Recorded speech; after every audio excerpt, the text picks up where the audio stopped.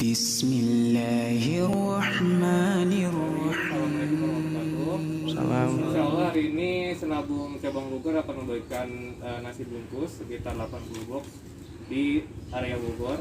Semoga Allah mudahkan dan jazakumullah khair untuk semua para donatur yang telah menyalurkan donasinya kepada kami. Semoga Allah mudahkan hari ini kegiatan kami. Amin.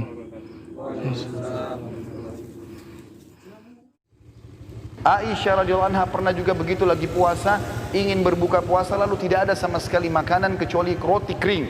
Maka ada orang yang minta di depan pintu rumahnya, maka Aisyah pun berkata pada pembantunya radhiyallahu anhum ajma'in, berikanlah kepada fakir miskin ini. Pada saat diberikan, pembantu itu mengatakan, apa yang akan kita makan? Buka puasa tidak ada makanan. Maka kata Aisyah dengan penuh keyakinan, Allah pasti akan mendatangkannya. Sebelum menjelang azan maghrib, datanglah seseorang dari penduduk Madinah memberikan seekor kambing yang utuh, diberikan dengan dihiasi dengan minyak samin dan za'faran. Utuh diberikan ke rumah Aisyah anha. Lalu Aisyah pun berbuka puasa dengan pembantunya pada saat sambil berkata, makanlah daging ini, sesungguhnya ini lebih baik daripada roti yang sudah kamu infakkan itu. Abu Dahda radhiyallahu anhu sahabat Nabi yang mulia luar biasa. Beliau mendengarkan firman Allah turun di dalam surah Al-Baqarah 245 yang bunyinya a'udzubillahi minasyaitonirrajim, man dzalladzi yuqridullaha qardan hasana. Siapakah yang ingin meminjamkan untuk Allah dengan pinjaman yang baik? Maka Abu Dahda datang kepada Nabi SAW mengatakan, ya Rasulullah, apakah Allah minta pinjaman dari kita? Kata Nabi SAW, iya. Maka kata Abu Dahda, ulurkan tanganmu ya Rasulullah. Lalu diulurkan tangan Nabi SAW, lalu dia memegang mengatakan, aku telah meminjamkan kebun kurmaku kepada Allah. Isinya 600 pohon kurma, semuanya karena Allah. Maka diberikanlah kepada Nabi SAW, lalu Nabi SAW bersedekah dengan hal tersebut. Lalu Nabi bersabda, kam min azkin radahin di Abi Darda fil jannah. Berapa banyak yang akan didapat oleh Abu Dahda balasan pengganti pohon kurma ini di surga nanti. Terus Nabi SAW ulangi sampai banyak di antara sahabat yang menangis melihat sedekah tersebut. Abu Talha radhiyallahu anhu juga bersedekah dengan luar biasa. Beliau punya sebuah kebun kurma namanya Bayruha. Itu luar biasa indahnya dan ada mata air yang dingin di situ. Nabi SAW suka minum dari situ setiap harinya. Maka dia pun berkata, ya Rasulullah, aku telah membaca firman Allah dalam surah Al-Imran ayat 92 yang bunyinya, a'udzubillahi minasyaitonirrajim, lan tanalu birra hatta tunfiqu mimma tuhibbun wa ma tunfiqu min syai'in fa innallaha bihi alim.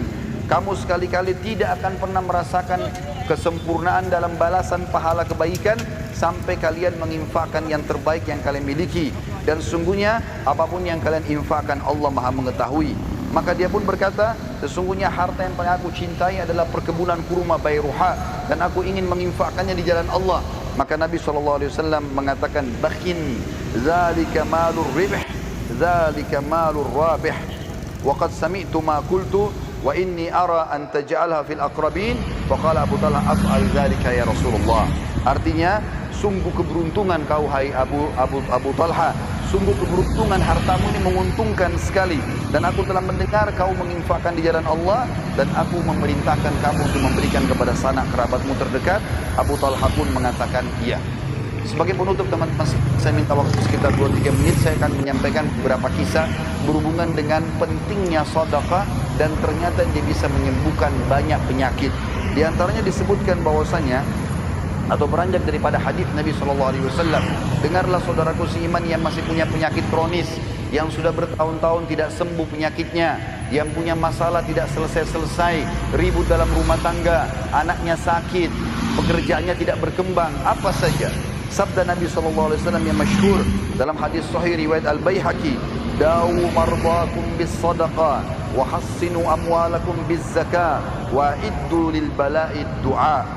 Obatilah orang-orang yang sakit di antara kalian dengan sedekah, bentengilah harta kalian dengan zakat, dan siapkanlah untuk menghadapi musibah dengan doa-doa. Ibnu Qayyim berkata, setiap dokter yang tidak mengobati pasiennya dengan memeriksa hati, kebaikan dan kekuatan ruh, dan menguatkan hal-hal tersebut dengan memerintahkan pasiennya bersedekah, berbuat kebaikan dan kebajikan, juga bertaubat dan mengingat akhirat, maka dia bukanlah seorang dokter yang hakiki, tapi dia dokter yang baru saja belajar. Disebutkan dalam sebuah kisah bahwasanya seseorang datang kepada Abdullah bin Mubarak Dia mengatakan, hai Abdullah bin Mubarak, seorang ulama tabi'in, lututku telah mengeluarkan nanas selama 7 tahun. Aku sudah coba berobat di sana sini tapi tidak pernah sembuh.